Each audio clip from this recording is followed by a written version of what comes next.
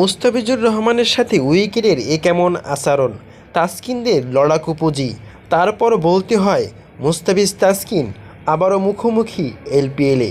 কে হারবে কে জিতবে এখনও কাটেনি সে সংশয়। বিস্তৃত থাকছে প্রতিবেদনে।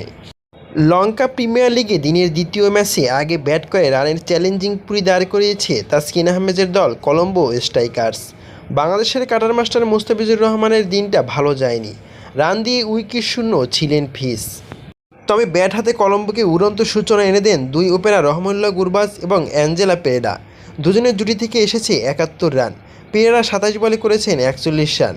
গুরবাজ খেলেছেন ২৮ বলে ৩৬ রানে বিধ্বংসী ইনিংস। পরে তিনি নেমে দলের হাল ধরেন ট্রেন্ট ফিলিপস। এক প্রান্ত আগলে রেখে খেলতে থাকেন তিনি। কাটার মাস্টার মুস্তাফিজ নিজের প্রথম ওভারে দেন ১৬ রান। তবে বাকি দুই ওভারে সুবিধা করতে পারেনি তিনি। বাকি দুই ওভারে মুস্তাফিজ দেন ৩৭ রান। ৪ ওভারে বোলিং করে বিশাল এক রানের পুঁজি দিয়ে দিয়েছেন প্রতিপক্ষকে। ৫৩ রান দিয়ে উইকেট শূন্য ছিলেন এদিন মুস্তাফিজুর রহমান। তবে ফিলিপসের সাথে শেষ দিকে তাণ্ডব চালিয়েছেন চামিকা কনিরাত্রেও।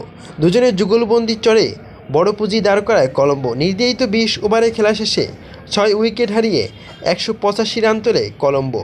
১২ বলে ২৭ রান করে অপরাজিত ছিলেন চামিকা কনিরাত্রে। শেষের আগের বলে আউট হওয়া ফিলিপস করেছেন ৩৬ বলে ৫২ রান। ডাম্বুলার হয়ে ২টি করে উইকেট নেন নুয়ান প্রদীপ এবং মোহাম্মদ নবী। এছাড়া একটি উইকেট শিকার করেন দুশান হেমন্তা। তবে এদিন উইকেট শূন্য ছিলেন মোস্তা।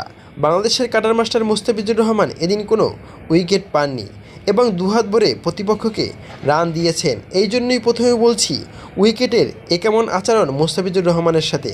কারণ এই উইকেটটা যে কোনো বোলিং উইকেট না, এই উইকেটটা ব্যাটিং উইকেট। এখানে যে কোনো সময় যে কোনো বোলার তার মেধা হারিয়ে ফেলতে পারে এবং সে যে কোনো সময় মার খেতে পারে প্রতিপক্ষ ব্যাটসম্যানের হাতে।